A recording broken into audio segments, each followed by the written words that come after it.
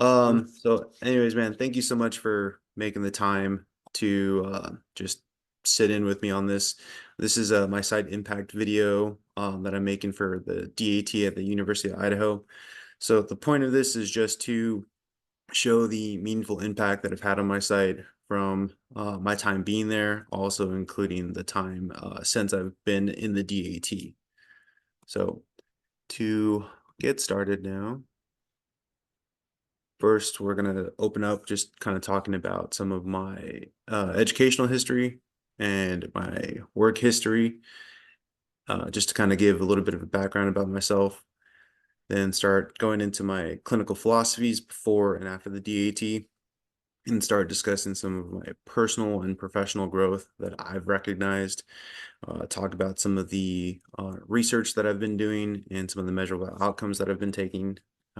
Following up with just a small segment of what's next after the DAT and with some questions. So into my educational history, I graduated from the University of Laverne back in 2014 with my bachelor's in athletic training. And as you can see, there's a pretty good gap between 2014 to 2021 when I finished up my master's degree over at Grand Canyon University.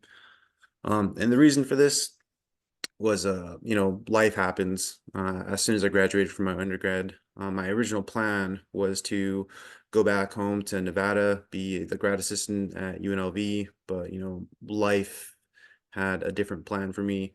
I became a dad. So instead of leaving the state of California, I decided to make it home and figured out since. So before working with you, I was over at this small physical therapy clinic in Fullerton that had me over at Sunny Hills High School. And I was there for a small little spit of time. And it's kind of a hustler back then. I was doing a lot of stuff on the side. I was working at Whittier College in Mount Sac, and I was still working as a catering driver at the time too. But when I got over to my current work site, I was trying to figure out what was going to be my next step. I tried a couple of different programs in the past. I was at Point Loma thinking I was going to go into their master's of kinesiology. It was an accelerated program, but I didn't get the grad assistantship, so I dropped out before I even started that program. I was really looking at trying to get into CTE teaching over at my work site, but that didn't really get a lot of traction. So I dropped out of Cal State San Bernardino's Masters of Education program before I really even got started. I did complete one semester over at the University of Pennsylvania at California, and it was a pretty neat program. I would have graduated with like a CES, PES, and some other thing, but once I did the math, I realized I was spending $25,000 on a $2,500 education. So I was like, all right, what do I really want to do? So focusing on what were my strengths, what were my weaknesses. I was already kind of running that private outfit of kinematics at the time. So as a small business owner, healthcare administration seemed to be the thing that I was pulling towards. And especially during COVID, it was extremely helpful to learn a lot of those things in real time and actually have an opportunity to, apply the things I was learning in my program into my current workspace. And so, getting into where I've been at for nearly the last 10 years, that kind of came up pretty fast, huh? Oh, that's wild, man. Who would have thought of that? I know, right? So I've been at Roosevelt now since the summer of 2015. And man, we've had a lot of ups, downs, wins, triumphs, some shortcomings. But since I got there in 2015, I mean, to give the people that are going to be listening to this later on. I mean, our campus is massive. We are around about 5,000 students, and we have an athletic population of just under 1,900 student athletes. So one of our biggest pitfalls that I've seen on our campus is that we continuously try to compare ourselves to other schools. The reality is there's not another school in California that has these kinds of numbers. The reality is we are a Texas-sized school in California trying to do things the Californian way when we need to look outward to be able to figure out how can we do things better. Because not all successes are measured in victories, and stuff like that. But in this case, I do want to highlight on some of them because when I first got the job at Roosevelt, I remember I was in a meeting with Tony Burrell, who's now over at Centennial, saying that he wanted to find an athletic trainer that can help change the culture because they wanted to compete. We're no longer just competitors anymore. We're champions. The conversations we're having inside of our athletics department isn't a matter of playoff berths anymore. I mean, yes, we've been ultra competitive for the last few years. In my year there at Roosevelt, basketball and wrestling both won their first league championships, and then basketball went to state the following year. So before I got to Roosevelt, they only had about six cumulative championships between cross country and track. And since my time being there, we have collected over 42 championships. So quite a big feat. I actually just had to up this number because I forgot girls volleyball and flag football. But we've done some tremendous things. Winter season has usually been our most competitive because out of the six programs, five of them will usually go. The only program that actually no, I'm lying. They've all made it, to be honest with you. So we've been doing some pretty great work, but like I was saying, not all these metrics are about victories. Some of the victories I take away from are just a part of the origin stories that have come through this place. So, for example, the room that we were using beforehand, the original athletic training room, which I wish I had a photo of, but I measured it. It's like 18 by 30 feet. So we're talking about 435 square feet, servicing a population of 1,800 plus. Like that's impossible. So we've gone through a couple renditions of the room. I hope these photos can kind of showing up pretty clear on your side, but the room, it is now about 900 square feet. We moved to an old PE storage room. This room was used by PE, ASB, the custodians. They used to put carts in here. So, I mean, this place looked completely different. And it was a whole community thing to be able to bring this room to life. Um, there used to be these large metal grates that would hold a lot of the equipment. So if you kind of see the photo on the right where the basketball hoop is right above the whirlpools, I used to have those grates where I would store a lot of my supplies. I removed all that, painted the wall because, I was making a lot of the renovations this summer to be able to accommodate for the second athletic trainer that we have. And man, originally we started off with two treatment tables, one taping table, an ice machine, and an ice bath. Or actually two ice machines and an ice bath. I don't know what I need to do with two ice machines, but I found a use for it. So now we have four treatment tables, three taping tables, two ice baths, and I brought in a treadmill, an actual squat rack, and even the floors. The material to do the floor is sponsored by Home Depot. I brought in another whirlpool. The turf and the rubber mats were also things that I had just collected over time. So what you see is actually very much like built from the ground up, even including the hydrocculator and some of the storage equipment that's in there too. So something that I'm definitely very proud of, coming from that small room in between the boys and girls locker room where I'd get a lot of complaints at because of supervision issues. It's no longer exactly a problem, but the door that's in the back by the hydrocculator, um, I'm not sure if you can kind of see it. It's like all the way back here, but that's actually to the girls' locker room. So has it comes in handy every now and then to be able to actually have access to it. Especially having a secondary female athletic trainer that it helps. It's a win-win for honestly everybody being in this location. But with our numbers, we are hopefully looking to possibly enter into a third revision of the room. We'll see though, because I got some news coming here soon. I'm hoping with the CTE department. So moving on. So why the U of I? I like the way that sounds. And there's a number of different influences here because I've obviously had a lot of great success on our campus with our sports programs and with just how much my department or my clinic has grown. Transparently though, I do recognize that I wasn't exactly fulfilled or happy. I had to find other ways to grow. So I focused a lot on the professional growth of things. So developing a side LLC company that would do medical per diem on events. Super cool experience. I've been able to do a lot of amazing things working with professional women's soccer athletes. Been able to cover a lot of different soccer tournaments that have gained national attention, working with like the MLS, and then which is also taking me to work with USA Ultimate Frisbee.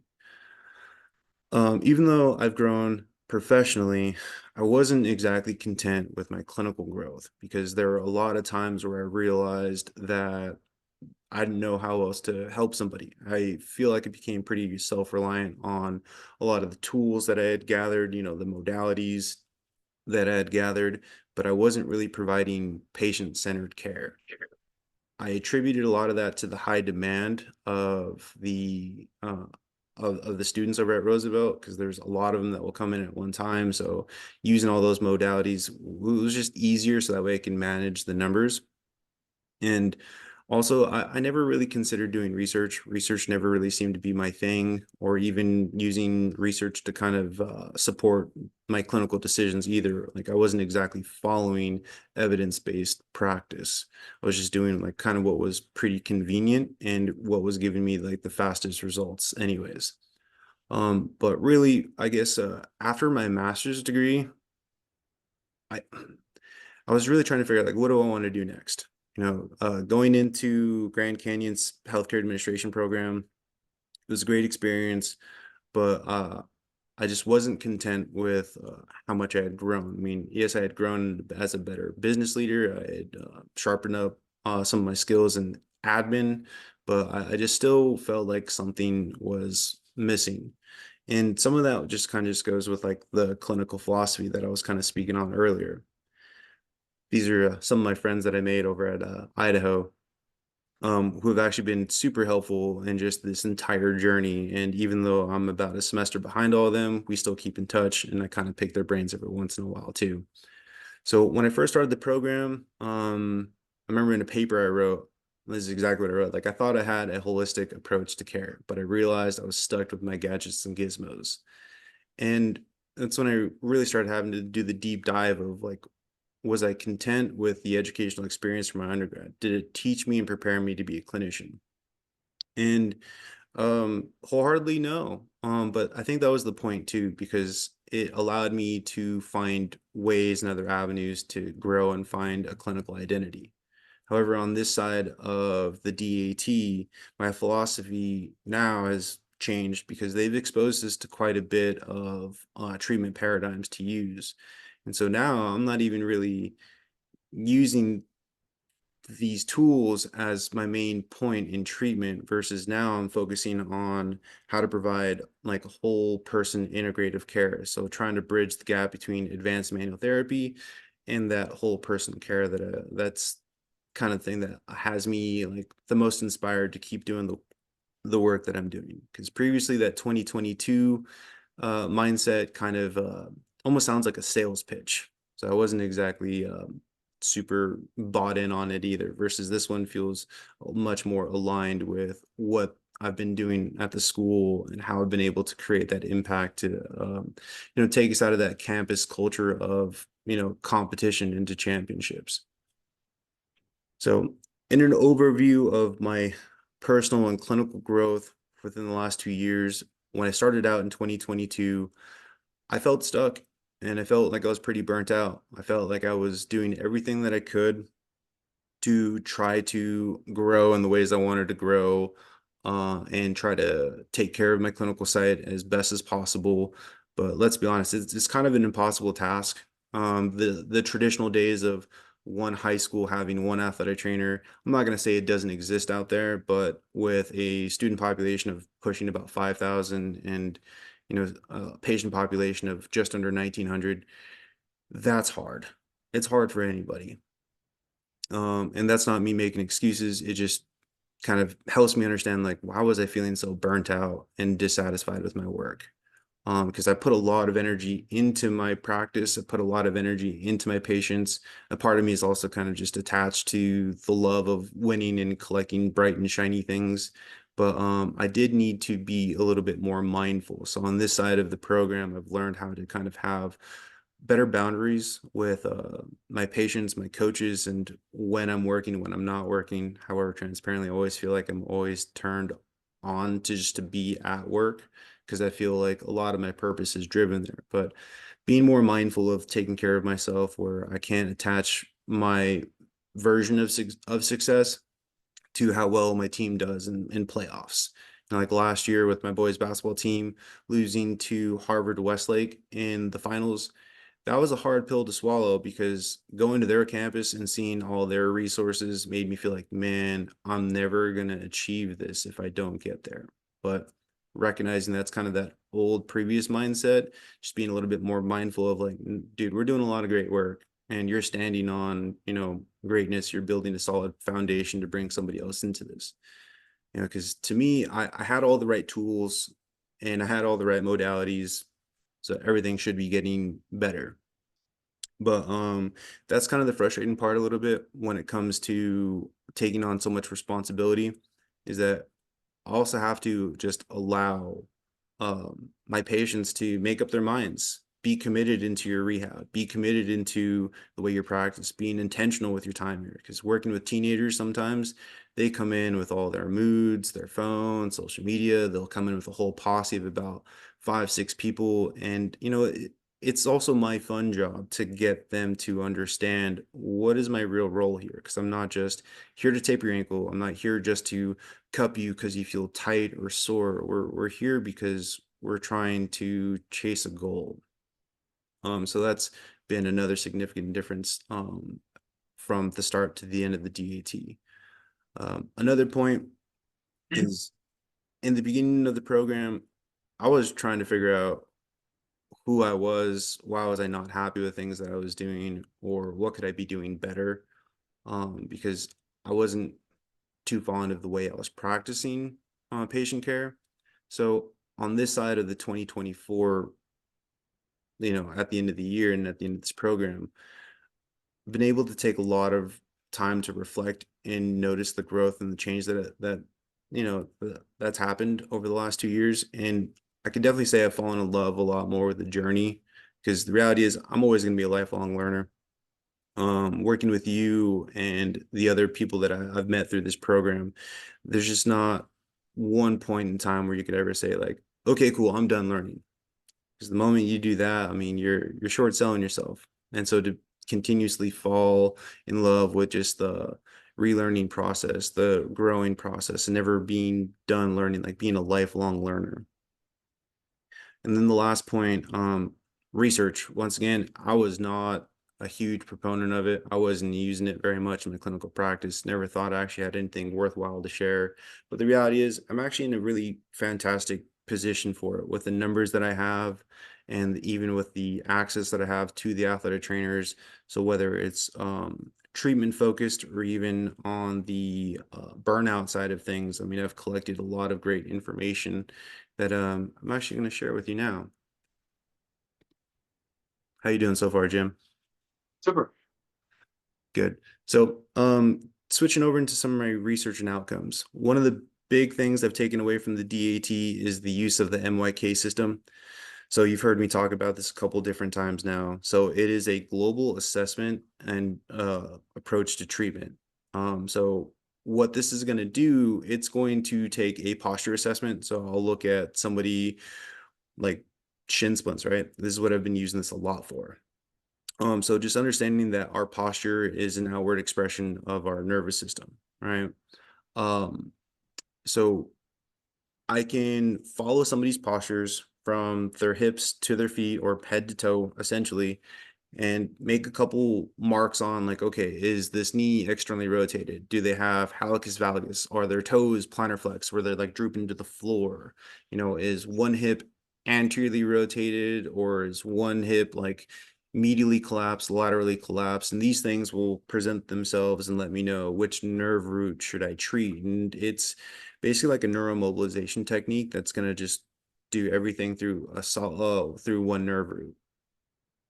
So over the last 2 years, I've been able to treat about 29 people, recorded about 118 treatments using this, and reached an average discharge of about 4, which that is a little bit lower than what the guy that created this, Dr. Michael Uriarty, who's a chiropractor, he always has a range of about 5 to 7 visits.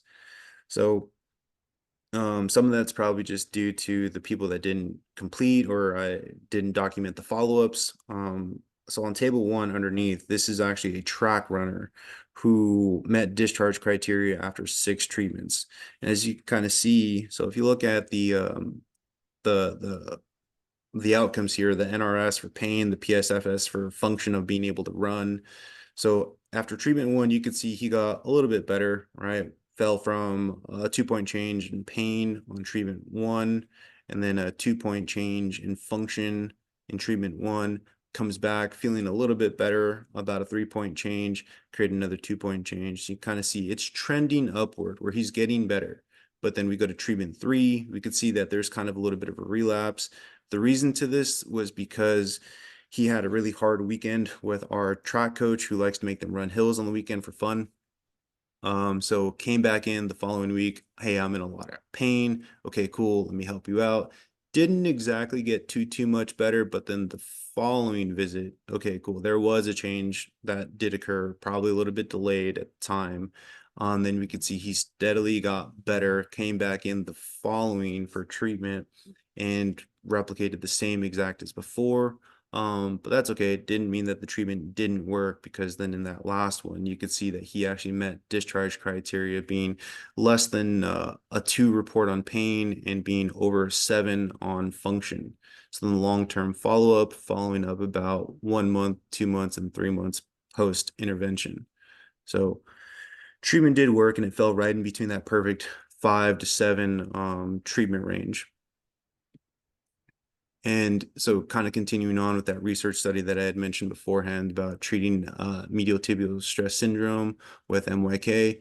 So what we did was, between the 4 of us, so 3 of my classmates, one that's in Northern California, one that's in Colorado, and another one that's in Pennsylvania, we collected about 10 patients, and then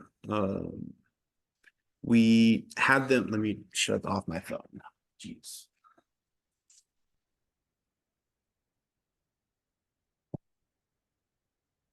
Sorry about that. That was actually Bill Gunn calling me, but I will call him back. All right, so where did I leave off? So yeah, we treated about 10 patients. We didn't have them stop running or modify their activity. Discharge criteria, pains under a 2 and their functions over a 7. So what you could see in these tables here, this only goes up to about 3 treatments. But as you can kind of see, pre-post, it's declining. And then same thing here. And as you could also see, these quartiles, these boxes are actually getting smaller as well. So this is showing that pain is trending downward. And then this other one, you could see that it's also trending upward. We do have a couple of statistical outliers. I believe patient number 7 was the one that actually I just talked about on the other slide. So yeah, we do have a couple of statistical outliers on this, but as you can kind of see, the trend is actually improving and these boxes are getting smaller. So the odd numbers are the pre-scores, and then the post are the even numbers. Okay, so now getting to the good stuff here. So we've talked about this for a while, just the demands of having such a high patient population and how that's, limited care, and, all the different complications and perceived barriers to practice that some of these large numbers have. But this year, hiring a second athletic trainer, some of the notable changes that we've already been able to see is the treatment rates, or the injury rates, the treatment logs, and also the coverage demands, which actually led us to creating an appointment system, which I'll kind of talk about that in a minute. But really excited to share this with you right now. So for treatment rates, comparing our numbers from last year to this year, we have about a 55 in 55 total difference, where we're actually able to see about 55 more injuries than I did last year. And then treatments also went up. So last year I was just under about 1,200, and this year we're just over 2,600. So just doing some quick math on this, right? Beforehand, I was probably treating about 73 people a week during this time period, but this year we're able to get about 168. So more than double, which is fantastic. A lot of this is just due to the fact that there's improved access now. We have teams that are practicing in the morning, so being able to open up shop at least once a week on those Wednesdays when they have that late start, amazing. That we could actually be there, because me doing it on my own, those are really long days, and then plus having a kid kind of creates a little bit of complications too with schedules. But also there's been an improved amount of exposure. Having a second female on site has I've seen it firsthand, where now we're getting more flag football athletes, and we're also getting we got more tennis athletes that have been coming in for treatment. So it's been great to kind of see the numbers that are coming in, because we're also able to just overall enhance the clinical turnout that we're getting. So there's that increase in coverage demand of everyone wants to have us there. Girls soccer wants us to travel with them. Boys basketball wants us to travel with them. And we're figuring this out. But the most important part is taking care of everything that's going on at home. So what we did was create an appointment system, so that way they can make appointments with us during their lunch breaks or during office hours that we have on those Thursday, Fridays, because our schedule is a little funky. And it helps us kind of be prepared going into the day of, okay, who do I know that's coming in? And it's also available for out of season athletes as well. So we could schedule things with them of like, okay, I'm going to keep up with you twice a week for the next 8 weeks, and we'll schedule to meet on this day, this day, this day. They could register themselves online or have parents do it. It sends them an email, so it confirms them, or if we have to cancel or reschedule for whatever reason, they get notified directly to their school email. So fantastic thing to have, and super thankful for Kylie for showing me how to do that. All right. And so here we are, kind of coming towards the end here. So the what's next after the DAT, I kind of want to focus a little bit more on research again. There was a mind, body, spirit paradigm that I created, a part of the program. It's a critically appraised topic just on burnout. And what I was able to do with this was look at mindfulness studies along with physical activity studies, and how that affects burnout and perceived stress leading to burnout. And there was also another study that I found was pretty interesting about spiritual practices and how that helps limit feelings, symptoms of burnout, and some of the negatives that kind of come with it, like substance abuse, where spiritual practice was actually found to be a buffer. So that way you weren't likely to use like substances, whether it's tobacco, marijuana, or even alcohol. So it's kind of cool, and showed a little formula of like mindfulness journaling, 25 minutes of outdoor activity. It's better to walk and not run, because if you're working a long 12-hour day, and if you have a goal of working out at a certain intensity, it's not going to do very well for you. So something that I'm still working on. And then there are more certifications I want to take as well, because I still trying to be a lifelong learner. So associative awareness technique, BFR, potentially even getting my corrective exercise specialist credential. And then also NKT's kind of been poking up a little bit on me as well, to get a certification in that and kind of learn more. But also with the exciting news about the athletic training bill AB 796 that passed, I'm pretty curious to see how that's going to change the landscape here for us in California. One of the reasons why I wanted to get into the DAT anyways was because I could kind of see 2 years ago that there was a wave of change that I was hoping on. I know a lot of us were probably really doubtful. And, Jim, you've been here since before we were actually ever recognized as allied healthcare professions. So I'm sure for you, this is just a huge, huge accomplishment. And just thank you for everything that you've done for us, and for the state, because I mean, you are the largest contracting entity in our area, and none of us would be here if it wasn't for the work that you had done X amount of years ago. I'm not going to date you or anything like that, but it's been a huge inspiration for me, and working with you has been one of the reasons why I chose to go in this route. And I've really enjoyed the experience, especially mentoring the young grads that are coming out or other athletic trainers that I've met, not just because of the DAT, but the way I want to see the profession go.